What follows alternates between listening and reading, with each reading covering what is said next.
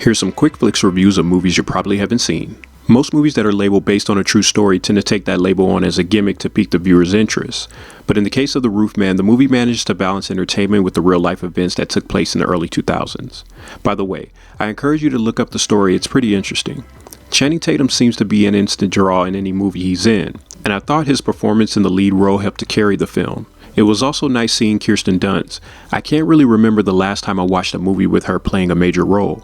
The pacing was a bit off at times, but it being based on a true story helped to keep it grounded in realism and entertaining the whole way through. Nice Guy score of 7 out of 10. When you think of slow burns, movies like Drive, No Country for Old Men, Midsommar, and The Witch all come to mind, and the same can be said about The Mastermind. This one's a 1970s small-scale heist film that focuses on a presumed family man that is convinced he is destined for greatness, but in reality he's really in over his head. The film does a great job of exploring the fallout of what bad decisions can do to someone and the people around them. Admittedly, it wasn't the most entertaining film, but the themes that are present, like the pursuit of freedom, the desire to be great, and certain flashes of dark humor were worth sitting in the theater and seeing what the movie had to offer. It gets a Nice Guy score of 6 out of 10. The idea of what happens after you die is always an interesting concept for a film. In the case of Eternity, it's a rom-com that takes the concept of life after death and explores very grounded questions like love, memory, and long-term commitment. This one stars Miles Teller and Elizabeth Olsen, and I can say the film's main highlights were its balance of light and witty banter and emotional moments about grief, aging, and regret. I thought Miles Teller was great in this role, and I found myself the most entertained when he was on screen. But while I do enjoy her as an actress overall, I can't really say the same about Elizabeth Olsen.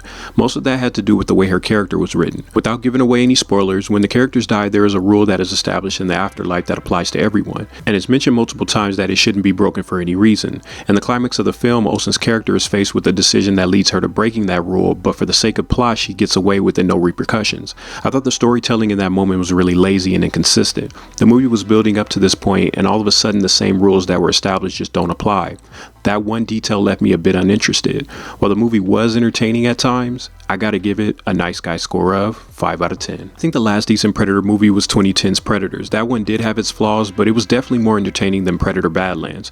I thought the biggest detractor was making the Predator as a protagonist, when the biggest draw to any movie with the Yautja was having it as the main or at least one of the antagonists. I don't mind the obvious connections to the Alien franchise, but I think moving forward they should just go back to the roots of making a movie that puts the Yautja as the central antagonist while figuring out a way to creatively expand the lore. I did enjoy the action and the attempt to give the Predator the hero's journey, but I think any Predator movie should be less like any superhero film of the past 2 decades and more of a film like its 1987 predecessor. I'll give this a Nice Guy score of 5.5 out of 10. And that's a wrap on this quick rundown. Don't forget to like and subscribe, comment with your thoughts below, and as always, keep pushing peace, and I'll catch you guys in the next one.